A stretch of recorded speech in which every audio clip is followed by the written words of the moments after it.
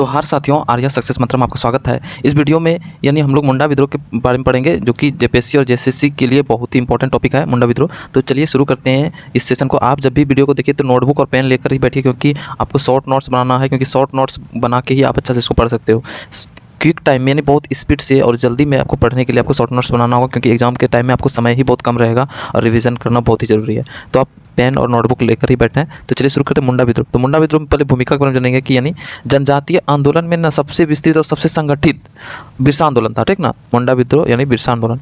इस आंदोलन का नेतृत्व बिरसा मुंडा ने, मुंडा विद्रोह किसके नेतृत्व में हुआ था? बिरसा मुंडा के नेतृत्व में, ठीक ना। इसी का बिरसा आंदोलन भी नाम है। और इस विद्रोह को ही उलगुलान भी कहता है। उलगुलान, अब क्वेश्चन पूछता है एग्जाम में कि उलगुलान का क्या अर्थ है, तो महाविद्रोह, महाविद्रोह। उलगुलान का अर्थ क्या होता है? महाविद्रोह, ठीक ना, जिसका तात्पर्य है महाविद्रोह से, ठीक। अब देखते हैं कि जागीरदारों द्वारा खुदकट्टी के अधिकारों का उल्लंघन करना, औपनिवेशिक शोषण की नीतियाँ, बढ़ती बेकारी इस आंदोलन के मुख्य कारण के प्रमुख थे। यानी इसका कारण क्या था बिरसा आंदोलन का? तो यही है, जागीरदारों द्वारा क्या करता था? खुदकट्टी अधिकार का उल्लंघन करना। औपनिवेशिक शोषण मतलब कि औपनिवेशिक मतलब अंग्रेजों द्वारा, औपनिवेशिक शासन मतलब होता है कि जैसे बोलते हैं ना औपनिवेशिक, उपनिवेश हो गया यानी भारत उपनिवेश हो गया इंग्लैंड का, मतलब कि इंग्लैंड ही भारत पर शासन करेगा। तो औपनिवेशिक उस तरह से शोषण करता था अंग्रेज लोग। उसका जो नीति था, जो भी लोग रूल बनाता था, तो ऐसा रूल बनाता जिससे कि भारत के लोगों का शोषण हो सके, ठीक ना। तो उस नीति का विरोध करने के लिए और बढ़ती बेगारी का बढ़ते स्थिति का ही जो है ना मूल कारण था, इसका प्रमुख कारण था इस आंदोलन का, ठीक। बेकारी मतलब बेरोजगारी बढ़ते जाना, क्योंकि लोग का नया जंगल का कानून बनाने के कारण क्या था कि जंगल से लोगों को बेदखल कर दिया था। यानी इस स्थिति में क्या होता था कि और जो है जनजातीय लोग क्या है, जंगल में रहना ज़्यादा पसंद, क्योंकि उनका जो जीवन यापन है वो जंगल से ही संबंधित है, ठीक।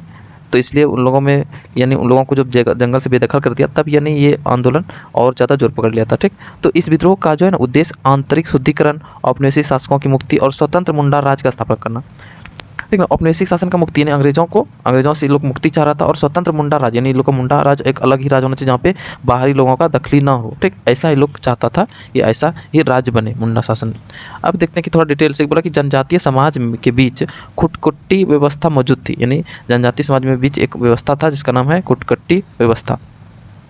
इस व्यवस्था में क्या होता है कि इस व्यवस्था में कि सामूहिक भू स्वामित्व पर आधारित कृषि व्यवस्था थी। यानी सामूहिक मतलब कि एक ग्रुप के द्वारा, यानी एक ज़मीन पर, यानी एक मान लो कि ये सब बहुत सारा ज़मीन है, ठीक ना। तो ये बहुत सारा ज़मीन में क्या करता था कि सामूहिक लोग, यानी पूरे ज़मीन पर एक ग्रुप का, यानी या तो उसमें एक पूरा गाँव हो सकता है या तो कुछ यानी परिवार हो सकता है, तो वो पूरे परिवार का इस पर अधिकार होता था, ठीक।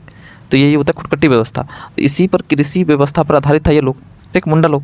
ब्रिटिश सरकार ने इस व्यवस्था को ही समाप्त कर दिया और निजी भूस्वामित्व की व्यवस्था उन पर लागू कर दी, खुदकट्टी पर खत्म कर दिया। अब क्या करता निजी, यानी इस आदमी, ये मान लो इतना सा जमीन में किसी एक आदमी का अधिकार होगा, फिर इतना सा में किसी एक आदमी का अधिकार, किसी ये इस टाइप का शासन करना चाह रहा था कौन?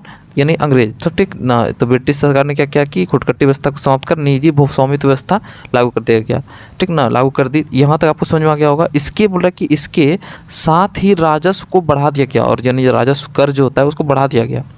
यहाँ की भूमि अनुपजाऊ थी, और देखो भूमि जब अनुपजाऊ मतलब कि उपजाऊ रहता था, चलो कर थोड़ा सा बढ़ा भी दिया था तो इफेक्ट नहीं पड़ता है। लेकिन क्या था कि एक तो भूमि अनुपजाऊ था, यानी उपज उतना अच्छा से नहीं होता था, लेकिन उस पर भी क्या कर बढ़ा दिया, राजस्व कर बढ़ा दिया।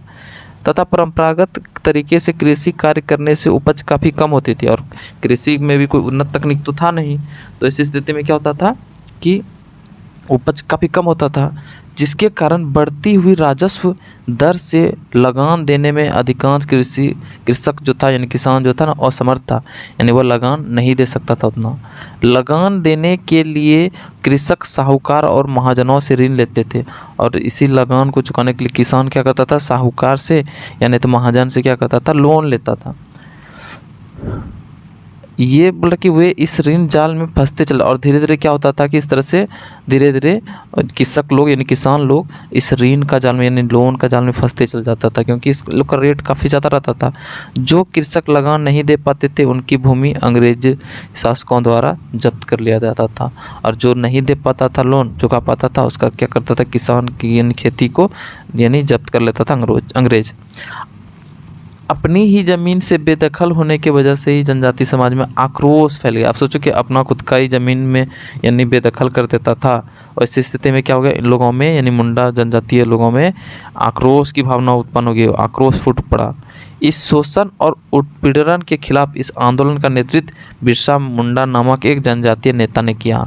और इस आंदोलन का नेतृत्व किसने किया? बिरसा मुंडा ने। ठीक, बिरसा मुंडा का जन्म जो है 18 नवंबर 1875 में हुआ था। 15 नवंबर यहाँ पे 15 नवंबर होगा, 15 नवंबर 1875 में हुआ था। कहाँ हुआ था? उलीहातू नामक गांव में। ठीक ना, उलीहातू में बिरसा ने मुंडा समाज को संगठित किया और उन्होंने क्या किया? मुंडा समाज को परंपरागत रीति रिवाज से मुक्त होकर ईश्वर पर आस्था रखने के लिए प्रेरित किया। बिरसा मुंडा ने क्या किया कि परंपरागत रीति रिवाज को से मुक्त होकर ईश्वर की आस्था पर विश्वास रखने के लिए कहा। ठीक, उन्होंने नैतिक आचरण की शुद्धता, आत्म सुधार और एकेश्वरवाद का उपदेश दिया था। बिरसा मुंडा ने उन्होंने अनेक देवी देवताओं को छोड़कर एक ईश्वर सिंगबोंगा की आराधना का आदेश दिया। यानी सिंगबोंगा की आराधना कर, यानी अनेक देवी देवता की पूजा करने के बजाय क्या किया था? एक ही ईश्वर सिंगबोंगा का आराधना करने का आदेश अपने अनुयायियों को दिया था।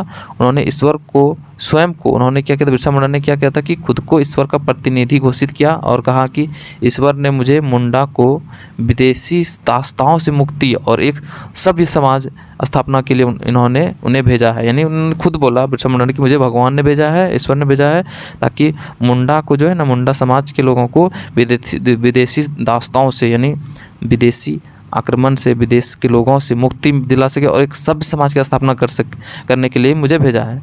उन्होंने अपने उपदेशों में राजनीतिक अधिकारों की बात की और ब्रिटिश सत्ता के अस्तित्व में स्वीकार करते हुए अपने अनुयायियों को सरकार को लगान नहीं देने का आदेश दिया। बोला कि कोई भी लगान मत दो।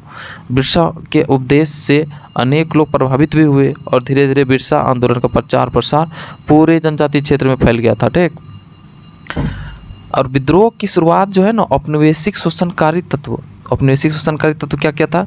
ईसाई मिशनरी, साहूकार, अधिकारी आदि। तो औपनिवेशिक यानी अंग्रेजों के शासन का जो यानी शोषण का तत्व क्या था? ईसाई मिशनरी आ गया था उस टाइम में। साहूकार जो लोन लेता था, महाजन, अधिकारी, ये सब था, पर आक्रमण द्वारा किया गया। यानी जो विद्रोह का जो शुरुआत है इन्हीं लोगों पर आक्रमण किया गया था शुरू में। इसके उपरांत बिरसा को गिरफ्तार कर लिया गया। उन्हें 2 वर्ष की सज़ा भी सुनाई गई। महारानी विक्टोरिया के हीरक जयंती के अवसर पर 1898 ईस्वी में बिरसा को कैद से मुक्त कर दिया था। लेकिन महारानी विक्टोरिया का जो हीरक जयंती पर अवसर पर क्या किया था? इसको फिर 2 साल के लिए तो बंद किया था, लेकिन फिर से 1898 ईस्वी में इसको मुक्त कर दिया। उन्होंने फिर से मुंडा आंदोलन को संगठित करने का प्रारंभ किया तथा विदेशी शासन के विरुद्ध संघर्ष के लिए लोगों को तैयार किया। बिरसा के अनुयायियों ने यूरोपीय मिशनरियों पर छापेमारी की। उसके रांची, खूंटी, तमाड़ आदि जगहों पर हिंसक झड़प भी हुआ था। परिणाम स्वरूप सरकार द्वारा आंदोलन का दमन और बिरसा की गिरफ्तारी के लिए तैयारी शुरू कर दिया। ठीक ना, और 3 फरवरी 1900 ईस्वी को बिरसा को पुनः बंदी बना लिया था और जेल में उसको मृत्यु किससे होती है? हैजे से उसकी मृत्यु होती। कहाँ? रांची का जेल में। याद रखना, रांची के जेल में मृत्यु हो जाती है और इस आंदोलन का दमन भी कर लिया। धीरे धीरे ये सब क्या होता है? धीरे धीरे समाप्त होता है। आंदोलन का दमन कर दिया गया, परंतु इसके परिणाम सकारात्मक तथा उत्साहवर्धक रहे।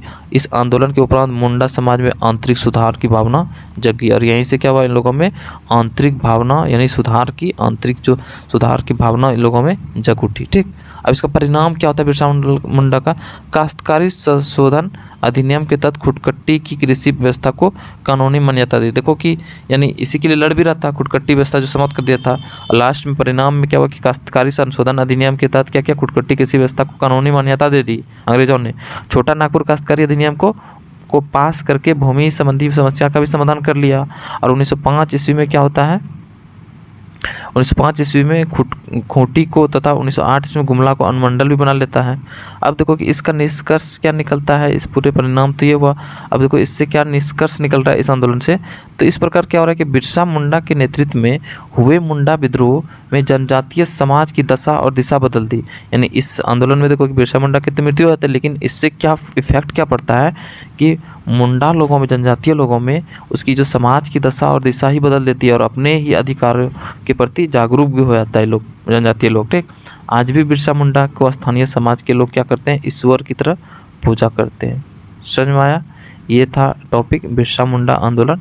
तो इसके बारे में हम लोग पढ़े। अब फिर से नए टॉपिक के साथ हम लोग हाजिर होंगे। तब तक हंसते रहिए, मुस्कुराते रहिए और देखते रहिए आर्या सक्सेस मंत्र का हर एक वीडियो को, क्योंकि आपका सफलता ही हमारा लक्ष्य है। ठीक, धन्यवाद। जय हिंद।